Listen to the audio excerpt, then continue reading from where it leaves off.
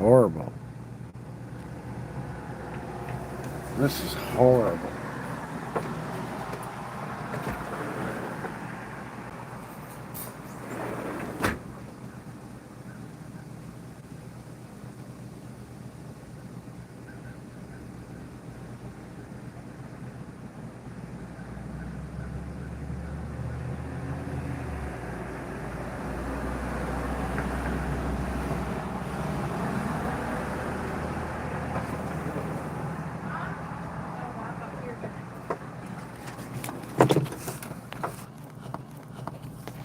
Fucking horrible, dude. I don't even know what to fucking think right now. It's like, I looked at the shit and thought, is this real?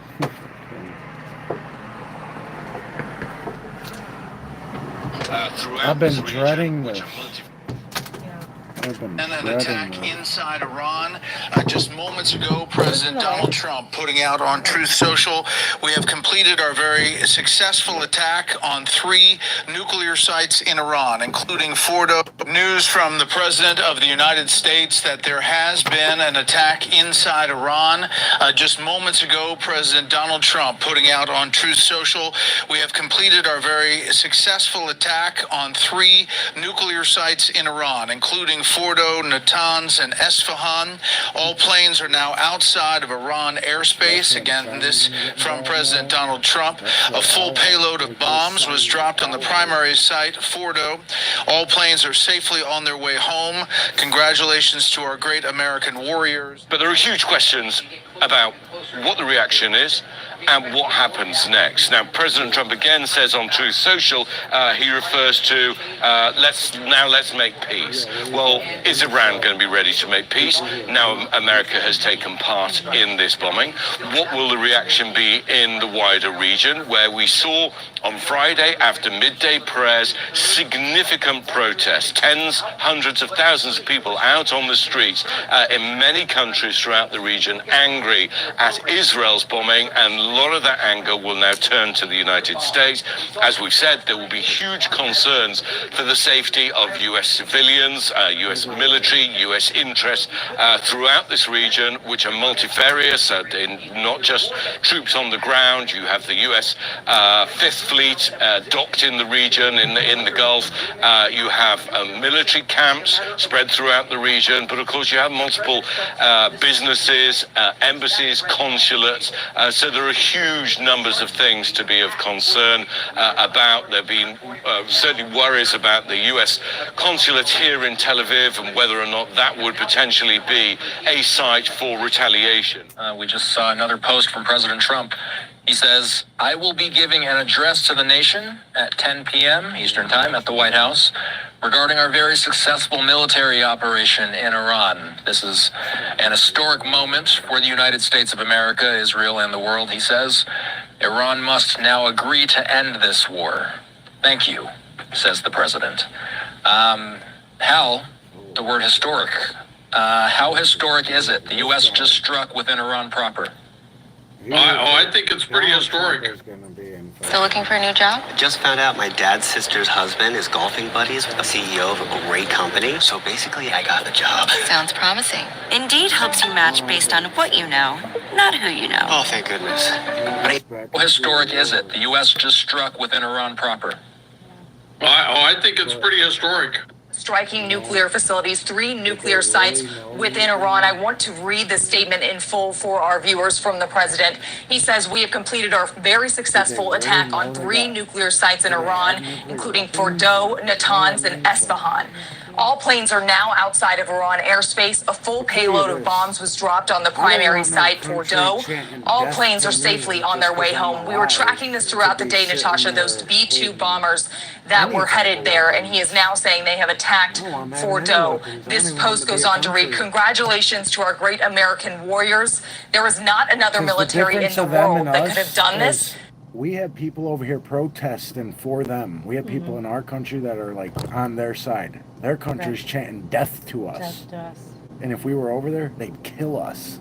Now is the time for peace. Thank you for your attention to this matter. Throughout the day, we were tracking if the president would get involved. He set, of course, this 2-week deadline of if they were or were not going to get involved, the U.S., of course. And now we're seeing he made this decision ultimately within 3 days for the U.S. to get involved in this conflict with Iran. Now, of course, we watch to see how Iran responds to this, how they will retaliate. A lot of questions remaining in the air right now. If the president was in communication with Israeli Prime Minister Benjamin Netanyahu ahead of these strikes. And right before I came on to speak with you and we were monitoring this situation, Natasha, I saw Secretary of State Marco Rubio outside of the West Wing working the phones. And then moments right after I saw him hang up the phone, President Trump posted this on social media, and we know that he's still in the Oval Office meeting with his national security team, but this is a defining moment for President Trump and his presidency as he now announces that the U.S. has joined Israel in its fight against Iran, Natasha. Yeah, and we are continuing to cover this breaking news. Is these 3 nuclear sites in Iran that were the target of these attacks? Does it seem from preliminary information that Fordo, though, was the primary target here? President Trump describing a full payload of bombs. What are we learning about that? Yeah, you saw that, Natasha, in the end of that post there, specifically talking about Fordo and how a full payload of bombs was dropped on the primary site, Fordo. And throughout the week, this was something we were tracking. Fordo, this site that President Trump acknowledged the Israeli arsenal did not have the strength to go all the way underground and fully destabilize this site in Fordo. And moving forward, of course, this was something that the U.S. was very adamant on, that Iran cannot have a nuclear weapon. And Fordo was, of course, a primary site of them building this nuclear weapon in Iran. We're, of course, going to continue and watch what the developments are out of Iran tonight as we monitor the president still in the Oval Office with his national security team, likely going to be a late night here at the White House, Natasha. Yeah, certainly. And it seems that that primary facility where Iran was conducting uranium enrichment, any confirmation so far on if those attacks were successful in actually penetrating deep enough into that entire tunnel system, that deep bunker where the uranium enrichment was taking place? I've been monitoring the White House here, Natasha, and haven't been able to monitor what's going on the ground in Iran just yet. But of course, that was the goal of this strike by the U.S. on Fordo, was to destabilize and stop them from building any uranium enrichment there. So likely that's what the U.S. is hoping for. Do you have any sense of how quickly that developed and where it came from? This is what I think. He told us. All right. I don't think they have nuclear weapons. I don't think they have nuclear weapons. They have nuclear sites. They have nuclear sites, that's a fact. I don't think they have nuclear weapons. I just hope that, we didn't go into this shit, like lying to people talking about we think they have nuclear weapons. I hope they at least just be like, look, we went in there because they're chanting death to America. They have the possibility of making nuclear weapons, and we don't want to. Just be honest about it. Don't fucking lie to us. I'm tired of being lied to. I didn't even think he was going to do it. I was really hoping he wasn't. This is horrible. This is fucking. He was going to make this decision at the last second. I don't think that was quite what happened here. But this came together incredibly quickly. And this is, without question, the most common. It could just fade away and Iran become a regime change type of shit. I don't know what's going to happen. I'll tell you what. This shit sucks, dude. Sequential decision Donald Trump has ever made. And where this goes, will this be consistent with the promise that he made when he first got into politics, when he first became a presidential candidate, and he talked about ending forever wars? The question now is, did he just possibly take the first step towards ending what has effectively been a forever war, which is United States adversity with Iran, something that goes back to the hostage crisis and the seizing of our embassy in 1979. Iran has been a challenge for every American president since Jimmy Carter. In many ways,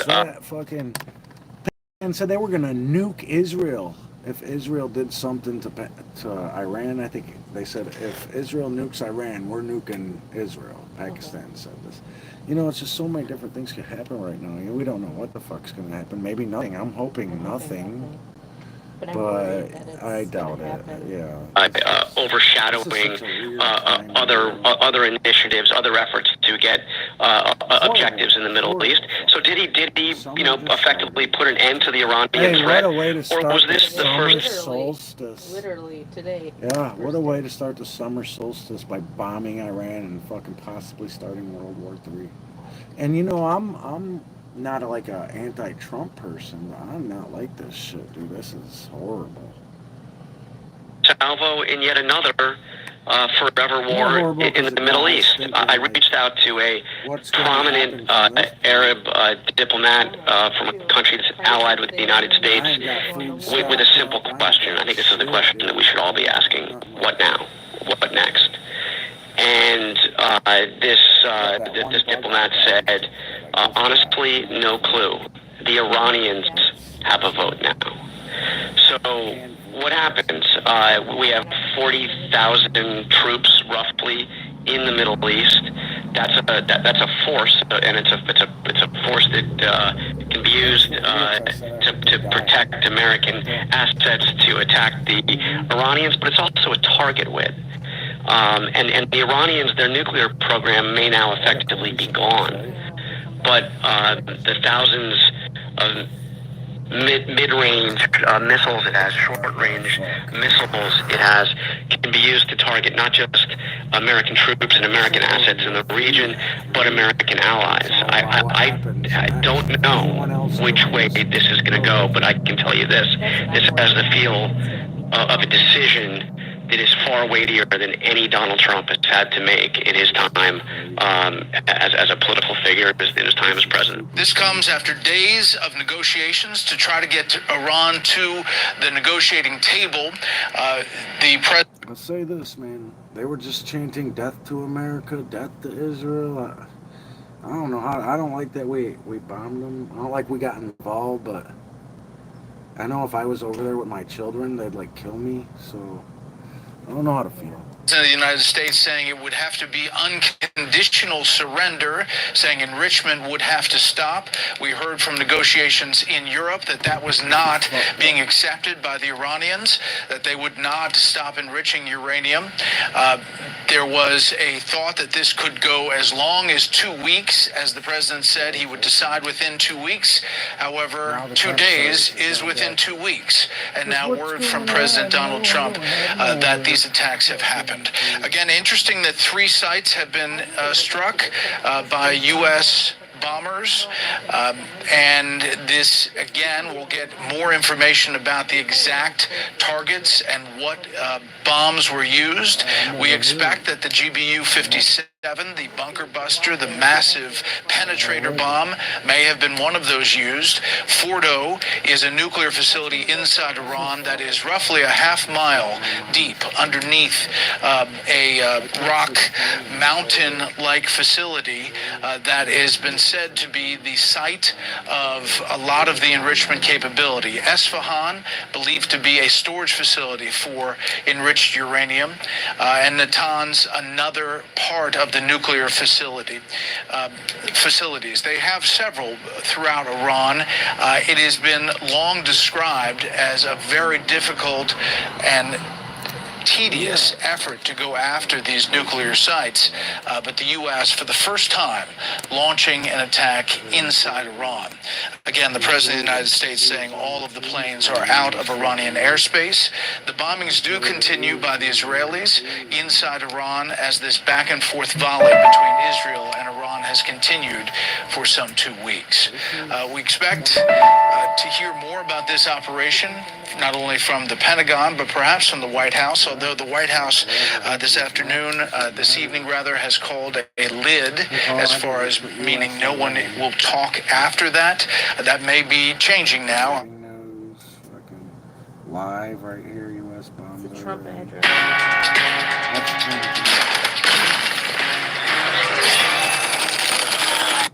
years and decades of history. Donald Trump gonna address the nation tonight at 10 o'clock. I wonder what he's gonna say. People said I do the best bombings. People said that.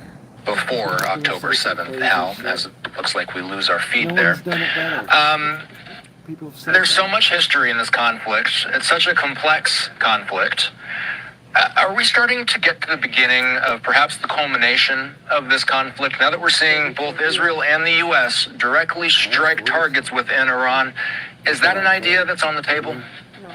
Really don't care. I would imagine amongst the National Security Council, This is not. that has been a discussion that has gone on for quite some time, which is, they have to look at the next, what is the next step? What is going forward? What happens after?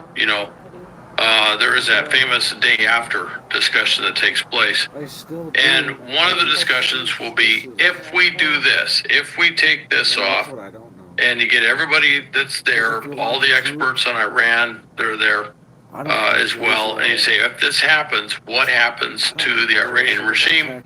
And then you get everybody who's experts on all the Iranian proxies and their network and everything else, and that's something that gets, now you're not just talking, yes, Department of Defense is a big part of this, but also CIA, others are part of this. We were just about to go to the negotiation tables with Iran Sunday, and Israel bombed them 2 days before that. So we didn't go to no negotiations. But you know what? I think Trump knew about it because the U.S. warned everybody to get out of Iran right before the Israel bombed them. Right before that. They're like, oh, if you're, get the fuck out of Iran, basically. Discussion as well. Then You gotta boom, remember, we've been Israel looking at bombed them. Iran Now, we for were a bombing very, them, and very, I very think long this is time. fucked up, man. Very closely. And so the discussion would be, okay, if this pillar gets taken out, this thing gets taken out, and this gets removed, what happens to these organizations? So you'll have the different, dare I say, subject matter experts, maybe representing, World War III. proxy stakeholders, if you will. I don't know how you want to put that. That would say, well, if I was, in Hezbollah, this is what I would now be looking at. If I was Hamas, this is what I'd now be looking at. If I was the Houthis, I'd be looking at. And when you build a consensus and an understanding that comes out of this process that will guide your decisions going forward, but part of that would be that something like this could lead to the end of what some of what might call the influence of the Shiite crescent. And just for those who don't know, there are two dominant faith groups, if you will, within Islam. One is Sunni, and that's Saudi Arabia is kind of the lead for that. All right, the other is Shiite, and Iran is the lead for that. Now, of the two, the Sunnis far outnumber the Shiites, but in Iran, the Shiites way outnumber the Sunnis. In Iraq, the Sunnis are actually the majority of the population, or the Shiites are the majority of the population. The Assad family was from the Alawites, which are Shiite. And then in Lebanon, Hezbollah really captures predominantly the representation of the Shiites within there, but the society is broken down between Sunni Shiites and then Christians for the most part in Lebanon, and then you see various pockets of Shiite stuff, such as you see with the Houthis as well. And so Lebanon, Iran being taken out of the equation completely changes the math across the region, because there is no longer this big state sponsor of these Shiite groups, and the militias, the Shiite militias that are they're basically fomenting terrorism and paramilitary threats within Iraq. We'll have to take that into account. Any resistance to the current government in Syria that's based on Shiite and Alawite affinity, we'll definitely have to take this into account. Hezbollah may finally decide shortly thereafter that they're going to lay down their arms. I'm not saying I foresee that, but I see it as a very likely outcome that what the Lebanese government has been doing in those discussions could really bear fruit very quickly here. And then the Houthis are going to have to do a little bit of self-examination, which is, who are we and what can we do going forward, and how do we survive without an Iranian state sponsor? So what you could end up seeing is a complete reset strategically speaking, of what we've known for decades, or many years, but certainly decades across the Middle East. This would be a big change. By the way, I should mention something else too. Iran, right? China and Russia. They're the other two big players in this. China gets a phenomenal amount of oil from Iran. China has got a huge investment in Iran. Some could arguably say that some of the things that China's done by Iran is really part of its larger Belt and Road Initiative around the world. So this has all changed. China's going to be kind of looking, it's going to change the way China views the world, because all of a sudden, if there's for example, a new regime comes in and it's a pro-Western regime that eventually dominates, and I'm not saying it's going to be democracy or anything like that. I'm not going to, we love to say, oh, they'll come in, it'll be democracy and they'll be wonderful and they're going to copy the Constitution of the United States or something like that. I'm not going to believe that we're going to pull something like that off. But you could end up seeing a more pro-Western regime that comes into power in Iran. If that happens, and this is all very much supposition, if you will, then China geostrategically is going to have to kind of reevaluate where it sits with some of its aspirations in a variety of places around the world, not to mention the South China Sea, and what they're doing. And then Russia has just lost one of its core allies, one of its support beams, sending things like ballistic missiles and drones up to Russia in its war with Ukraine. And so they're going to have to reevaluate where they are geostrategically, and they would be in a very difficult situation, albeit with one thing I should mention, that with this war, oil prices have spiked, which has actually increased the amount of revenue going into Russia from oil sales. So in the short run, they've actually kind of profited from this war in terms of oil revenue, even though they've been pretty much cut off from any other stuff or any other support coming from Iran because of all the airstrikes and stuff. They've actually, from a revenue standpoint, they were in desperate straits, and all of a sudden they have a lot more money that they can spend on more fighting in Ukraine. This is what we heard from President Trump on social media right after it happened. This, in fact, was the announcement about the strike itself. We expect the president to speak on camera from the White House at the top of the hour in 14 minutes. He says, "We have completed our very successful attack on the 3 nuclear sites in Iran, including Fordo, Natanz, and Esfahan. All planes are now outside of Iran airspace. A full payload of bombs was dropped on the primary site, Fordo. We've now since learned that it was 6 B-2 bombers, 3 B-2s that dropped 6 bunker busters on Fordo. Trump says all planes are safely on their way home. The president says congratulations to our great American warriors. There is not another military in the world that could have done this, he says. Now is the time for peace. Thank you for your attention to this matter, he says." So, I gotta focus in on the second to last sentence there. It's in all caps. Now is the time for peace, Trump says. Does peace seem like the type of response Iran might have after something like this, Hal? I find that interesting, the all caps thing. I don't want to get into textology that much, it's like, what is it, all caps or whatever? And but President Trump, let's just say he's been known to send texts. All right, I think it's a way of communication he's very comfortable with, and when he puts that in there, that's a message aimed directly at the Iranian regime, which is a way of saying, hey, look, you need to come to the negotiating table and figure this out, and basically, the door's open if you choose to go this way. The fact the Iranian regime played games with that 60-day window where they could have negotiated something, and of course the Iranians, they said, nope, unless we're allowed to keep doing everything we want to do, then we won't agree to anything. And of course now they paid that price for that position. And you have to remember, for the Iranian regime, over the top combative rhetoric and politics is kind of what keeps them in power. If they weren't able to say death to America and pledge to the destruction of Israel, they would have a very small vocabulary because that's pretty much what they say all the time.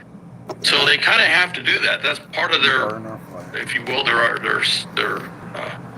id, if you will, their self-identification is being this revolutionary Shiite regime that is trying to take over the Middle East and everything else. That's kind of who they are. And so the time for peace, that's very difficult. And again, if they agree to everything, again, they're going to have to look to the Iranian people, who are going to look at them and say, so exactly what are you again? You can't protect us. You can't do all these other things. We're certainly not going to, maintain a reasonable standard of living with you in power. And now you have to abandon everything you've been saying for the last, 45 years plus. So what exactly are you? And so that's going to be difficult, but that's exactly what it is. It's not just an agreement. They're going to have to come to what would essentially be a peace agreement, which is a significant agreement which a number of parties would have to buy off on, not just the U.S., but Israel and others would have to buy off on, which would eliminate Iran as a threat in the region and worldwide. And there would probably be some conditions put in there which really get into imposing on Iranian sovereignty, if you will, some of the sovereign control that they have within the country, which to date, that has been a big red line for the Iranians. They just won't agree to stuff like that. And part of the reason is because it goes to their core identity of what the regime represents. And I'm sure they're afraid that if they actually agree to this thing, it could be the tipping point where the regime no longer, is no longer in power. We expect President Trump to address the nation in 10 minutes.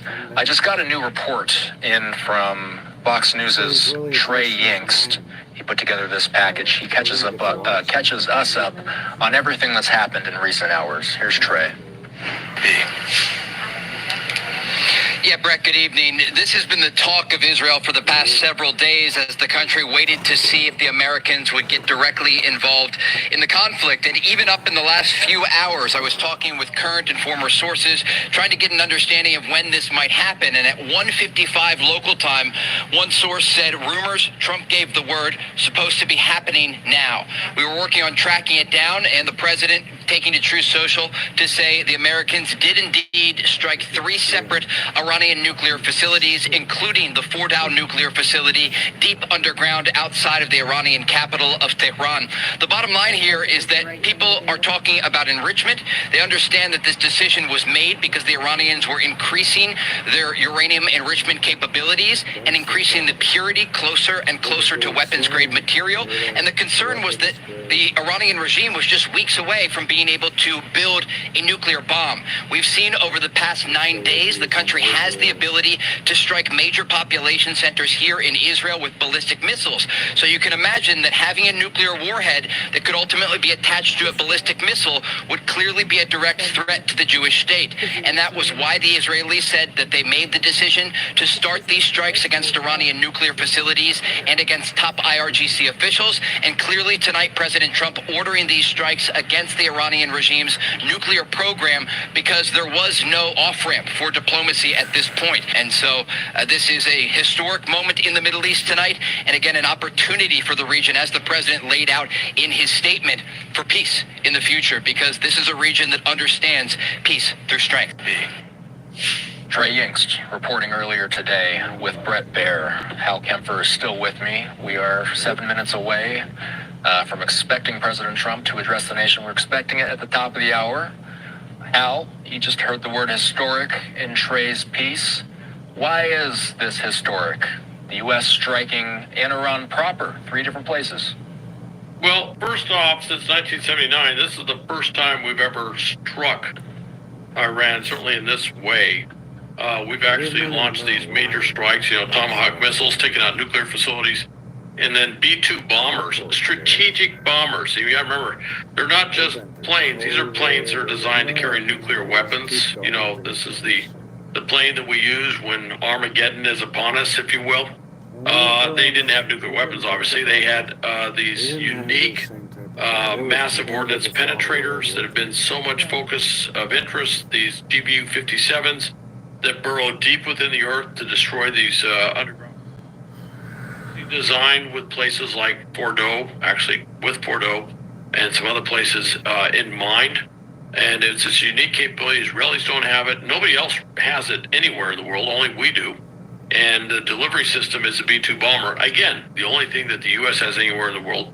And we brought all of this to basically eliminate the ability of Iran to make a nuclear weapon. Now, that's pretty darn historic, because Iran has been playing with trying to build a nuclear weapon for a very long time, and for decades. And we have now kinetically taken that off. So that's very historic. It's also historic in that it's also opened up the possibility that the U.S. could get pulled into a war with Iran. That's historic. Some would say ominous that that's taken place, but it was a calculated risk that we assumed in doing what we did. And I think depending on what happens in Iran, depending on what happens with the regime there, the longevity of the regime there, historians may come back and look at this as a big turning point in terms of Iranian history. And by the way, if Iran ceases to be this nemesis in the region, ceases to be this fomenter of terrorism for not just in the Middle East, but terrorism all over the world, but particularly in the Middle East. This, that's been supporting all of these, extremist Shiite militia groups, Hezbollah, Hamas, was behind the perpetrator, was basically behind the October 7th attack being able to take place. If this is, and of course, not to mention the Houthis, basically stopping shipping in one of the globe's most important sea lanes for the amount of time that they had. If this is taken off, it changes the entire strategic picture of the Middle East, because Iran is so important as a provider of oil and also in terms of location for China, because they're such an important supporter of Russia in providing them drones and ballistic missiles and everything else. This could be one of those pivotal points where we see a big change, the second, third order effects of what just happened. And we could say this completely changed the map across the world in terms of strategic balance of power. It could be something that big, but then again, we'll have to see. Regime change keeps coming up a lot. What does our largely Donald Trump about to speak in 2 minutes. American audience Here we go. need to know about the Iranian regime? And conversely, what do they need to know about the general Iranian public at large, the populace? Well, first thing is, the Iranian public at large, about 89% of them can't stand the regime. They hate them. They've tried multiple times on the streets, to basically overthrow, basically create enough social gravitas to overthrow a regime. They have not been able to pull that off. And the regime has been absolutely horrific in its response, sweeping people off the streets, executing, doing these executions, very public way of making a point, imprisoning political dissenters, everything. I mean, they're a very unpopular regime for a lot of all the reasons that a regime would be very unpopular. They're also this regime that does not allow any sort of free elections or anything we consider. They scope in the elections, so only the parties or the candidates that they will handpick are ever allowed to show up on the ballot, and then they pretty much put their thumb on the scale to make sure that whomever they want is the person that's elected. And then over the government is this, the supreme leader and his council, which are all a bunch of theocrats that basically control the country. So that's what it is. And it's this Shiite extremist belief. Since 1979, when they overthrew the Shah of Iran, they have basically built their brand on two things: destruction of Israel and death to America. That's their two favorite bumper sticker phrases. That's what they kind of identify with. And this constant, never-ending struggle. Some would say war, if you will, although technically in Arabic, well, I should say jihad is an Arabic term, and jihad actually means struggle. It doesn't always mean war per se, although when we say jihad, we normally mean war. And I should mention that Arabic is not the predominant language in Iran. It's actually Farsi, so maybe it's kind of a moot point. But anyway, they have kind of built their brand on this thing, that they have this constant struggle, conflict, whatever, with Israel and the West. And part of that goes back into the history of Iran. You know, the Shah of Iran, when he came into power in 53, kind of the U.S. and Great Britain were behind getting him into power because there was another guy in there who we felt was too favorable, or was basically leaning towards the Soviet Union, different era, Cold War. I don't want to get into all the details, but the feeling was that the U.S. had basically, fomented a coup to put the Shah into power. They put the Shah in power, and they've aimed everything at the West. They've been anti-Western the entire time, and so that's what that is. That's what that regime is all about. And so right now, all the things that are underlie that regime, all the things that underlie, has now taken the thing they've always pointed at is like, we might be able to develop a nuclear weapon. We might be a member of the nuclear club. We might be, quote, invincible because we have nuclear capability. That's what they've kind of held out for a very long period of time. Well, in one fell swoop, we went in there and eliminated their capability to do that, as near as we can tell right now. And that's going to have, along with Israel literally controlling the skies over Iran, that has, some significant impact on the ability of this regime to maintain itself in power. Al, we appreciate your time. I will say that it's now Look at the comments. 10 o'clock Eastern Time. We anticipate that the president will step up to this podium any moment now. We don't know if he's going to come out any second now, any minute now, but I'm going to keep you on the line here, Hal, until we see President Trump walk out. Let's ask one more time, what exactly are you going to be looking to hear from the president? This is going to be the first time we've heard him on camera since we heard about this. What we've heard from him on social media is that we have completed what he calls very successful attacks on 3 nuclear sites in Iran. That includes Fordo, Natanz, and Isfahan. Hal, it looks like President Trump, Vice President Vance, and others. It looks like Secretary Hegseth and Secretary of State Marco Rubio here. Let's listen to the president after the strikes on Iran. Another 2-hour video of this. Short time ago, the U.S. military carried out massive precision strikes on the 3 key nuclear facilities in the Iranian regime: What the hell happened? Fordo, Natanz, and Isfahan. Everybody heard those names for years as they built this horribly destructive enterprise.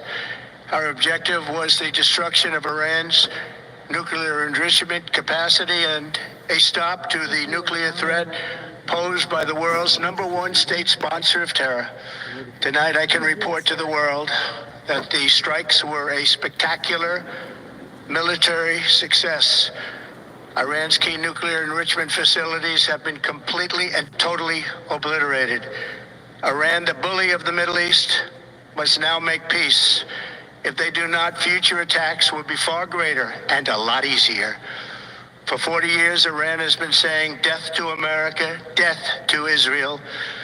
They have been killing our people, blowing off their arms, blowing off their legs with roadside bombs. That was their specialty. We lost over 1,000 people, and hundreds of thousands throughout the Middle East and around the world have died as a direct result of their hate. In particular, so many were killed by their general, Qasem Soleimani. I decided a long time ago that I would not let this happen. It will not continue. I want to thank and congratulate Prime Minister Bibi Netanyahu. We worked as a team like perhaps no team has ever worked before. and we've gone a long way to erasing this horrible threat to Israel. I want to thank the Israeli military for the wonderful job they've done. And most importantly, I want to congratulate the great American patriots who flew those magnificent machines tonight, and all of the United States military on an operation the likes of which the world has not seen in many, many decades. Hopefully, we will no longer need their services in this capacity. I hope that's so. I also want to congratulate the chairman of the Joint Chiefs of Staff, General Dan Raisin Kane, spectacular general, and all of the brilliant military minds involved in this attack. With all of that being said, this cannot continue. There will be either peace or there will be tragedy for Iran far greater than we have witnessed over the last 8 days. Remember, there are many targets left. I can guarantee it's Tonight's was the most difficult of them all, by far, and perhaps the most lethal.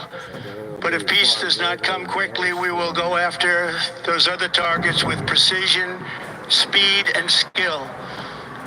Most of them can be taken out in a matter of minutes. There's no military in the world that could have done what we did tonight, not even close. There has never been a military that could do what took place just a little while ago. Tomorrow, General Kane, Secretary of Defense, Pete Hegseth will have a press conference at 8 a.m. at the Pentagon. And I want to just thank everybody, and in particular, God. I want to just say we love you, God, and we love our great military. Protect them. God bless the Middle East. God bless Israel, and God bless America. Thank you very much. Thank you. God save us. God, let there be peace. Give up, Iran. Surrender. All right, like Japan. there you have it. President Trump, in very brief remarks there, saying that Iran's nuclear program has been completely obliterated. Standing there, addressing the nation, behind him, Vice President Vance, Secretary of State Marco Rubio, and also the Secretary of Defense, Pete Hegseth. I'm Andrew Kraft. Thanks so much for being with us here on this momentous night in American history, and we're going to keep it going. We're also going to be showing you in replay that very speech in case you might have missed it live. We're going to be showing it to you throughout the course of the evening, also bringing on guests, experts, analysts to help us make sense of this particular moment in time in American history, in the history, the makeup, and the shape, the dynamic of the Middle East. June the 21st, 2025 will be a day that is remembered as a huge, huge moment for what happens going forward to the dynamic of the Middle East, and we'll just have to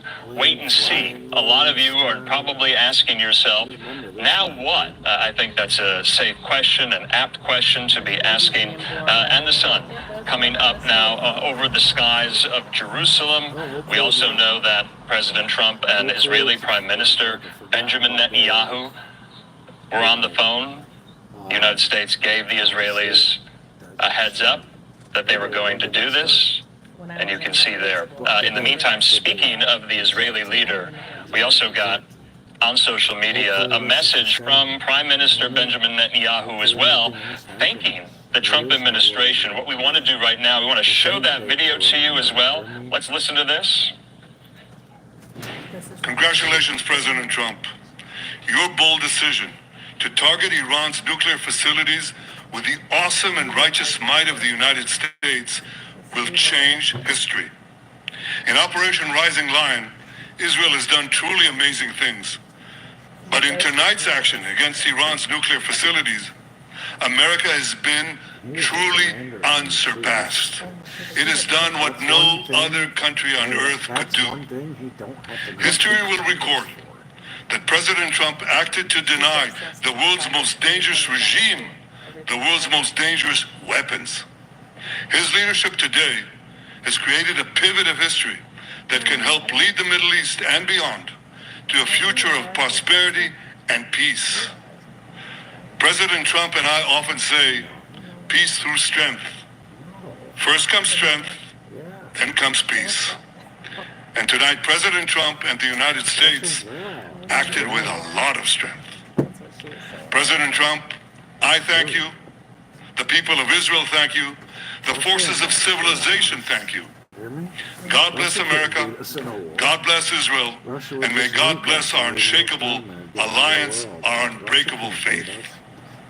Okay, so there you have it. That was the message from Israeli Prime Minister Benjamin Netanyahu thanking the Trump administration in conjunction with an update on Operation Rising Lion that we have been following ever since last Thursday when I was on the air with you when Israel launched those preemptive strikes on sites in Iran here. So what we want to do right now, because there's a lot of moving pieces to this story, it is fluid, it is breaking, it is developing.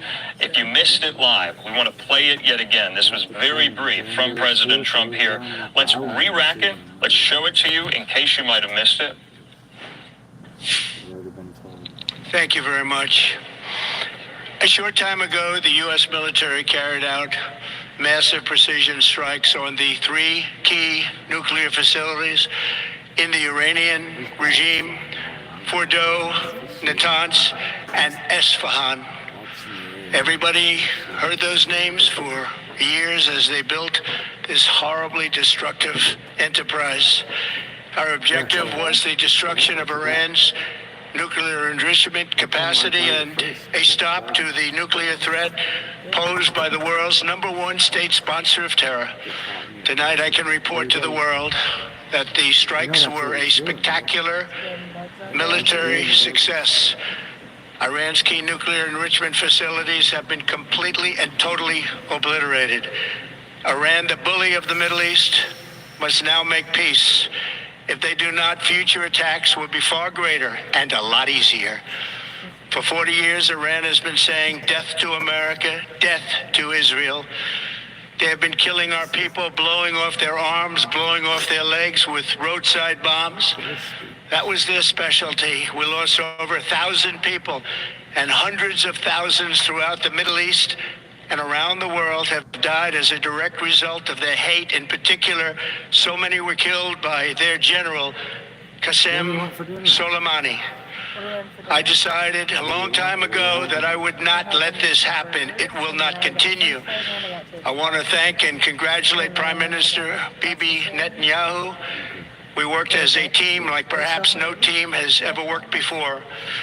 And we've gone a long way to erasing this horrible threat to Israel. I want to thank the Israeli military for the wonderful job they've done. And most importantly, I want to congratulate the great American patriots who flew those magnificent machines tonight, and all of the United States military on an operation the likes of which the world has not seen in many, many decades. Hopefully, we will no longer need their services in this capacity. I hope that's so. I also want to congratulate the chairman of the Joint Chiefs of Staff, General Dan Raisin Kane, spectacular general, and all of the brilliant military minds involved in this attack. With all of that being said, this cannot continue. There will be either peace or there will be tragedy for Iran far greater than we have witnessed over the last 8 days. Remember, there are many targets left. Tonight's was the most difficult of them all, by far, and perhaps the most lethal. But if peace does not come quickly, we will go after those other targets with precision, speed, and skill. Most of them can be taken out in a matter of minutes. There's no military in the world that could have done what we did tonight, not even close. There has never been a military that could do what took place just a little while ago. Tomorrow, General Kane, Secretary of Defense, Pete Hegseth will have a press conference at 8 a.m. at the Pentagon. And I want to just thank everybody, and in particular, God. I want to just say we love you, God, and we love our great military. Protect them. God bless the Middle East. God bless Israel, and God bless America. Thank you very much. Thank you.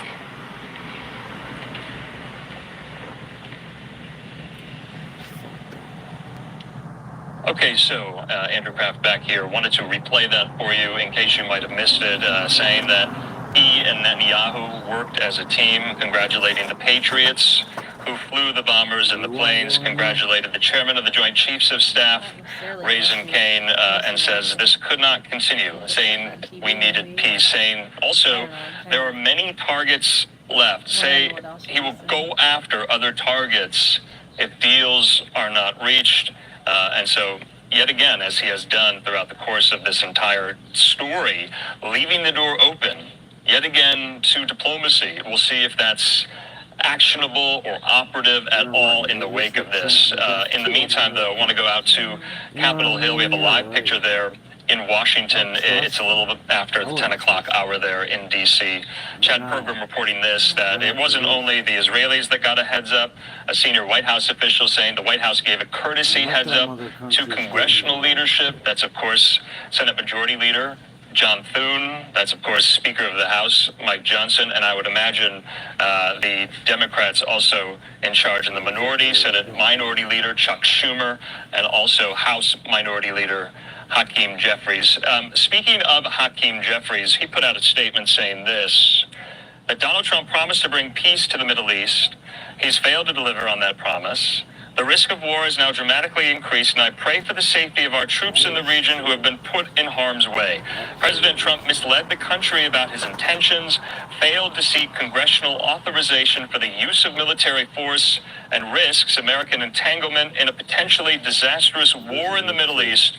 Jeffries says, first, the Trump administration bears the heavy burden of explaining to the American people why this military action was undertaken. Second, Congress must be fully and immediately briefed in a classified setting.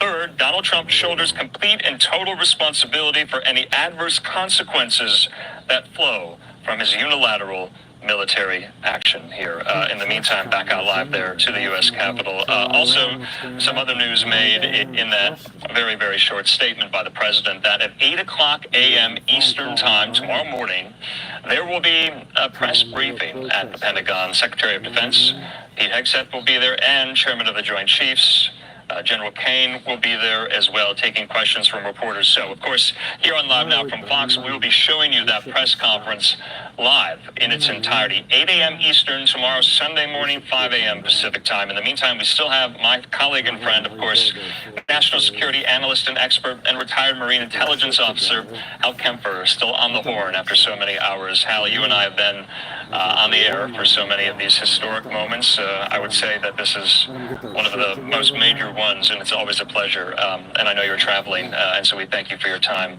So I got to ask, and you heard me say this question, what now? You heard Hakeem Jeffries in that statement saying that the president needs to reaffirm, explain to the American people why this was needed. Did he do that in that brief statement? Andrew, I kind of listened to it, and I think he kind of did. I don't think there's any more explanation that needs to be put out there. I think he kind of explained the imperative of why the strikes took place now. He also outlined some things that I was kind of curious about, which was how much communication was there, coordination, if you will. They formed leaders of Congress, which I thought was really good. That was something that, the president should do.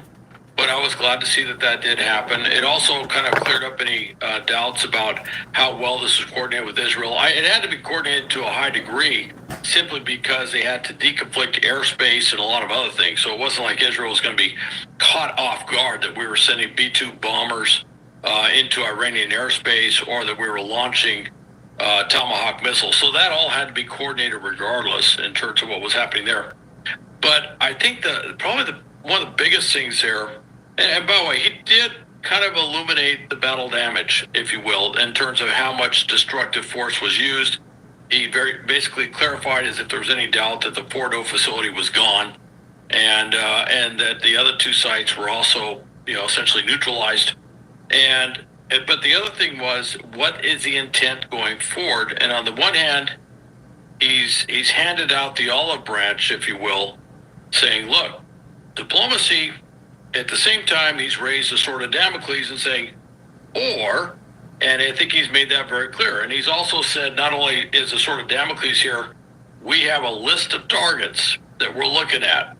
In other words, planning, preparation, the forces are in place, everything to follow up on that which I have to tell you, when you're negotiating on the national security side of the house, it is good to have a very credible threat in hand to say, let's try and work this out, or here's the alternative. Okay. And I think we've removed all doubt that the U.S. will launch or do something because, well, frankly, we just did it. Yeah. So Hal, I have to say there's kind of two thoughts in my head right now at the same time, maybe President Trump's too, is, you know, he left open the door for diplomacy. He used the word deal again, but said if that is not operative, that there also is the door open for more strikes and more targets from the United States.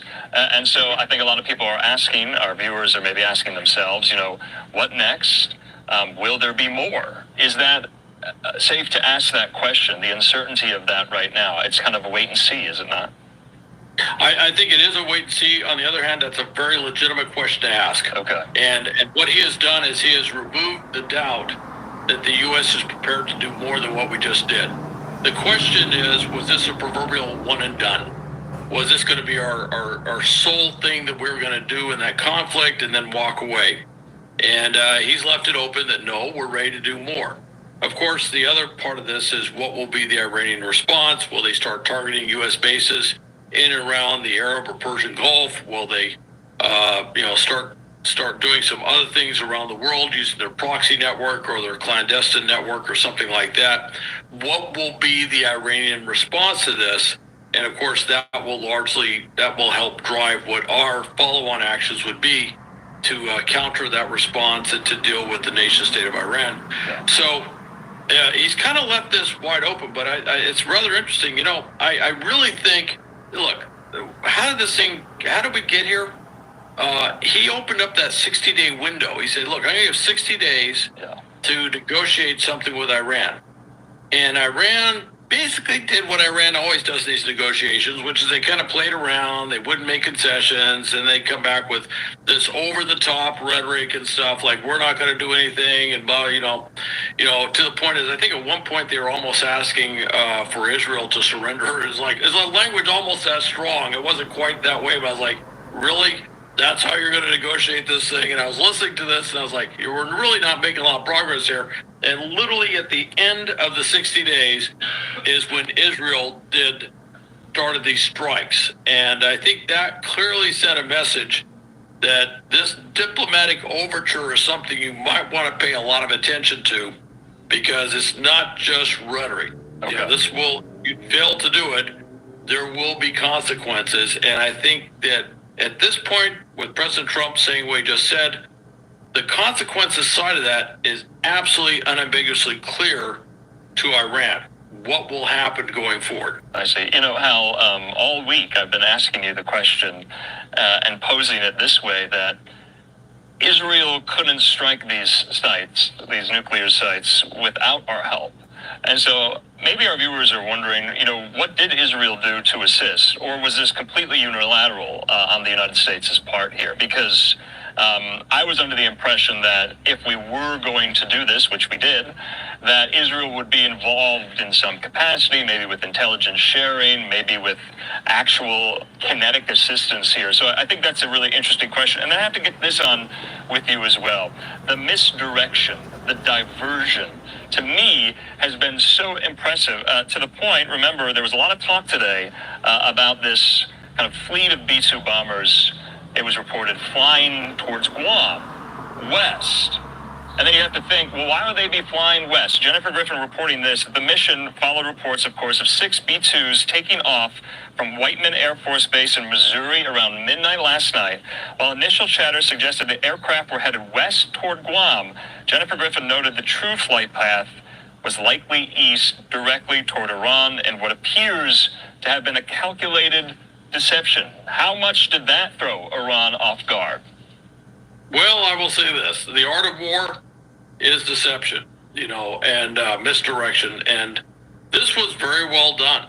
It was, they said they're going west. I actually, I was sitting there doing the math. I'm like, you don't really gain much by deploying our bombers to Guam. And by the way, I should mention, I've been to Guam a lot. I've been on Anderson Air Force Base. I've seen the hangars where the B-2s are stored. I mean, look, I'm very familiar with that, but the math just doesn't support it. The only thing you really gain out of it is that if you're going to do a really long-range mission out of Guam, you don't get anything in terms of range. But if you're doing a long-range mission, you may not have to overfly some places that you otherwise would have to overfly, which is kind of important when you're doing long-range bomber missions. But there wasn't a whole lot that was gained from doing that. Now, what we're certainly seeing is they said, hey, we're going to Guam. Now, Guam is known to host B-2s. They have a facility to do so. They have a big hangar and stuff. So that would make sense, to say, okay, they're going to Guam, because that is the one place we acknowledge where we could actually put B-2s other than White Air Force Base. So it's, it's like, okay, but it was complete misdirection. They had launched. They can't really cover up the fact they've launched. I mean, literally you could sit outside the base and watch them launch. So you can't really cover that part up, operationally speaking. But where they're going, once they get in the air, once they get at altitude, they're stealth bombers. You can't see them at night. They can change course and go another direction, which obviously they did. And so this was all part of, operational, tactical deception. The other thing, too, which you and I have talked about quite a bit, was the language that was being used. Within 2 weeks. That's what the president said. Within 2 weeks. That's what the White House was saying, within 2 weeks. Which the Iranians heard, oh, great, we got 2 weeks. And some were saying, and nobody was wanting to disabuse them of that, because nobody was going to say exactly when they're going to do it. Yeah. But if you want to believe 2 weeks, you can. So the Iranians, I think, were pretty much caught off guard. They didn't expect this to happen when it happened, which is, if you a big military strike, that's what you want. So, it was very, I got to tell you, I'm with you. This was very well executed, very well done. They achieved what they were trying to achieve, which is they caught the Iranians off guard. And of course, the airspace has to be completely coordinated with the Israelis. So, you knew that was going to have to be a very integrated sort of approach regardless. By the way, I would mention the Israelis also hit the F-14s. All right. So, now, look, Iran doesn't have much in the way of fighter aircraft, and those F-14s are really old. They can't do much. But these are B-2 bombers. Their whole thing is stealth. And if an F-14 was to get in the air, was to find some way to get into proximity of a B-2 bomber, there is a potential threat that they could pose. Well, the Israelis took that off. They eliminated that. So there was a coordinated piece with the Israelis on this. It wasn't just us. The Israelis did something in coordination with this. Okay. Hal Kemper, we're going to leave it at that. We always appreciate your insight, especially on this historic occasion. Hal, thanks so much. Have a good night. All right. Thank you, Andrew. Okay, back out live there to the White House. I want to put up this map so you can get a sense of the bunker bomb strategy there. So you just heard the president saying that Iran's key nuclear sites were, quote-unquote, completely and fully obliterated by U.S. strikes. Trump made the comments you just heard at the White House tonight, hours after announcing the U.S. military had carried out strikes against 3 key nuclear facilities in Iran.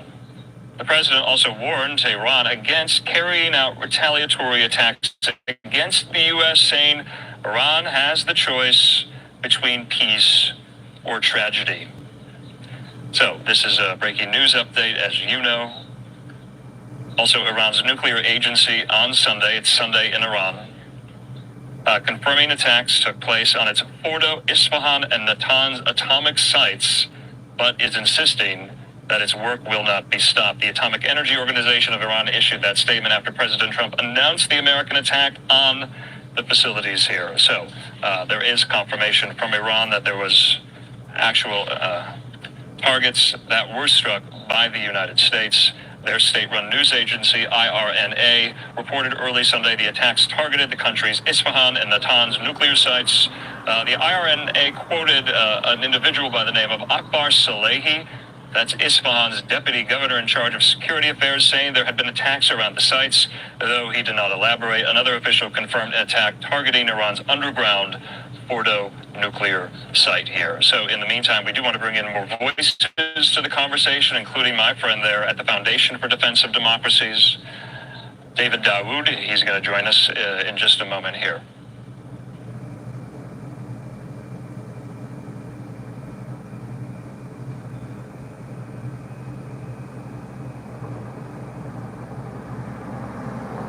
All right, like I said here, David Dawood joining me. We are in full breaking news coverage here. We want to thank everyone for watching on this very late Saturday night. David, thanks for joining us on this late Saturday night, but it's a historic occasion, a historic, momentous occasion here. I'm going to ask a simplistic question that may sound somewhat glib and simplistic to viewers. Has the United States ever struck targets inside Iran? Have we ever used military force inside the country of Iran? No, not to this extent. There was Operation Eagle Claw, which was meant to rescue American hostages that were held by affiliates of the government of Iran after the revolution. That unfortunately failed. The hostages were not rescued. They were released upon the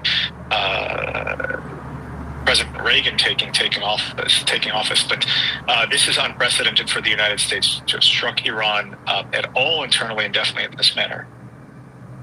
So, David, I have to ask this, and maybe this is unanswerable right now. I mean, President Trump did say Iran's nuclear program is completely obliterated after tonight here. How will we know that? Will we have, people on the ground who can confirm that? Yes, the president is saying that here, but as far as Iran's nuclear program, where does it stand right now? What phase is it in? Is it completely decimated, like the president says, or is it too early to know? Well, right now I'd say it's too early to know. The Iranians themselves are saying that the fissile material was moved out of the facilities prior to the strikes. They're much earlier than the strikes they were claiming. Now, look, is that true? Is that a face-saving claim so they can walk down the de-escalatory ladder? Right now, these strikes put them in a position where they may have to respond in some fashion. They've been threatening to attack U.S. assets and U.S. personnel for some time if any strike by the United States occurred in Iran. Now it's time for them to put their figurative money where their mouth is, and they may not want to do that because there will be consequences. As President Trump said, you attack us, we're going to keep attacking back. So it may be that this is their way claiming that the fissile material was moved to walk this back and not follow through on these threats. It may be true. I think time will tell more so than anything. We have the intelligence that the Israelis were able to gather on location of these sites, nuclear scientists. I mean, obviously that's going to be put into play to figure out what the state of Iran's nuclear weapons program, or nuclear program period, particularly its nuclear weapons program, is after these strikes. But that may take some time to make that full assessment. I mean, we have a live picture there over Jerusalem as the sun comes up right now. And obviously, I don't have to say this, I'm going to reiterate it, but we know when Israel launched the preemptive strikes last Thursday, Iran retaliated in kind, and it's been this tit for tat ever since. Now, the dynamic of whatever Iran does in retaliation will look different. We have U.S. assets in the region in the form of materiel, in the form of troops, also American citizens in the region, many of whom are being evacuated from Israel right now. If you're watching this right now from the United States, is it right to be concerned how Iran will retaliate? We don't know. Can they even? And what does that look like? Again, there are a lot of question marks here. So the Israelis have been engaged in now, it's a 10-day campaign in Iran to degrade not just the nuclear weapons program, but they've also been striking the ballistic missiles program and other military assets. I think there was a strike on the Iranian Navy yesterday as well.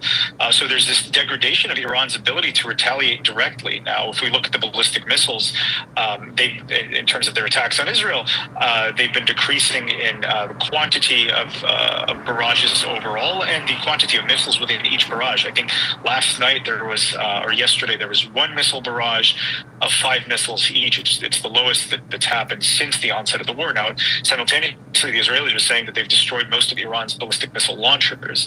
But this doesn't mean that Iran's out of assets. Now, could it suggest that Iran's running out of ballistic missiles? That's one explanation. The other explanation is that the Iranians are holding back assets in anticipation of precisely what happened now, that the United States would get involved in this conflict, and they'd have to respond to the United States, which could, anytime you have any military engagement, there's the possibility that this could precipitate a much larger, much more protracted conflict between Iran and the United States. So is Iran holding assets in reserve?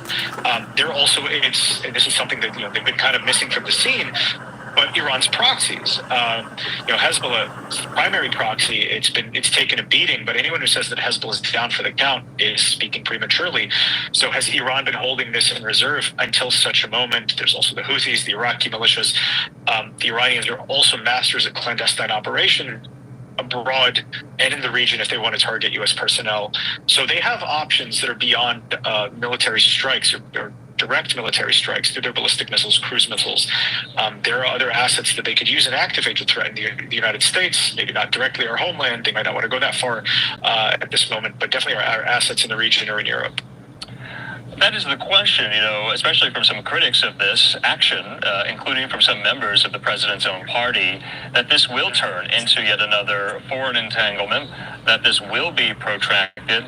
But then I'd be remiss if I didn't bring up Trump's first term, where he struck targets in Syria. That was a one-off. Do you see similarities to that here tonight? Well, I think there's an even more appropriate analogy, the strike on Qasem Soleimani in January of 2020, where Trump took the move and then he went up and said similar to what he said today, both on Truth Social and in his statement, that we're done. Now's the time for peace. And Iran could, there are reports that the United States have informed Iran that there's no intention on the part of the United States to engage in regime change in Iran, that these strikes will be a one-off, that they will target these facilities, and that'll be it for us. Now, Iran obviously has to engage in some face-saving measure. This is more, as much for them to restore deterrence to the extent that they can restore deterrence after this, as it is to show that their base, this is the real threat to the regime, that they are still capable of responding in kind, of retaliating in kind, that they're not just going to take this quietly. But it could just end up at that, where they engage in a face-saving measure that's able to shore up their image domestically, and President Trump doesn't have to continue down this escalatory ladder with the Iranians. That is a possibility.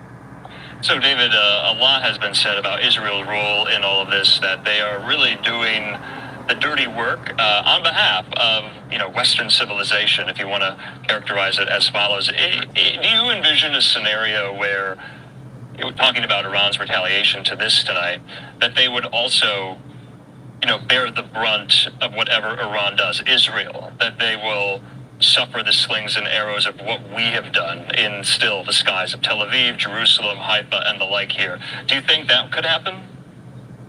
It's very much a possibility. The Home Front Command, just prior to President Trump speaking, had issued updated instructions to, they loosened requirements in the past couple of days because Iran's ballistic missiles attacks had become less frequent. Like I said, fewer missiles per barrage. The Israelis were able to contend with them better, and now they've raised those alerts again. So I think the Israelis are expecting some kind of retaliation. And look, let's be honest here. The Israelis fired the first blows in this. They paved the way today. There were reports today that the reason the B-2 bombers were able to make it into Iran safely and out was because the Israelis were destroying Iranian assets along the way that could have impeded the movement of these B-2 bombers. So the Iranians are aware that the Israelis are involved and that they contributed to this strike. So there very well could be a retaliation against Israel. Okay, so some more kind of philosophical questions right now. I'm not even sure if it's time for that because this is still a breaking news story. But you and I talk about the 30,000-foot view from this. Is it naive to say that after tonight, Iran will no longer have a nuclear program? Because I was asking guests like yourself all week, will it take only regime change for Iran to give up their nuclear program here or not? I mean, clearly President Trump says the program's no more. After tonight, the Ayatollah is still alive, still in charge. So is the regime change question right now not the question we should be asking, or premature? Because you have to separate the two. Who's in charge of Iran and their nuclear program? Look, I think it may be too soon to tell. What the Iranians are saying is that you can destroy these facilities, you can destroy the centrifuges, but you can't destroy the know-how. What the Israelis are proving is that they can destroy the know-how. They've been engaged in an assassination campaign against Iran's top nuclear scientists. So if this regime survives, and if this regime is able to rebuild and have a pathway to rebuilding, which as things stand, right, they haven't activated their proxies haven't been destroyed, the regime still has an ability to walk this back in a way that it survives. Their ideology hasn't changed. Their tactics may change. Where their emphasis may change. But their ideology will not change. And that ideology remains this antipathy towards the West, this desire to challenge Western civilization, and at its forefront, the United States. Does that mean that they'll go back to rebuilding a nuclear weapons program immediately. Again, I think if enough Iranian nuclear scientists have been killed, that won't be as easy as just let's rebuild the buildings and restart the centrifuges. So it'll have to take, again, redeveloping the know-how, and that could take a long period of time. Look, I do think that the only way this ends, the only way that Iran's threat to the region, both conventional and from weapons of mass destruction, ends, is with a change of this regime. Okay. It doesn't seem on the table now, but that does not mean that the nuclear weapons program will return in the immediate term, even if this regime survives. Because some of the critics of this action tonight are saying and have said along the last week that they'll just restart it eventually. It's only a matter of time. They can regroup. So we'll just have to your point, wait and see. Let's talk about on the ground in Iran. We are looking for, we're anticipating, we're waiting to see if we see it, any images or videos of the strikes themselves or the aftermath. So for our viewers who are keenly aware of that, we're looking for it. Haven't found it just yet.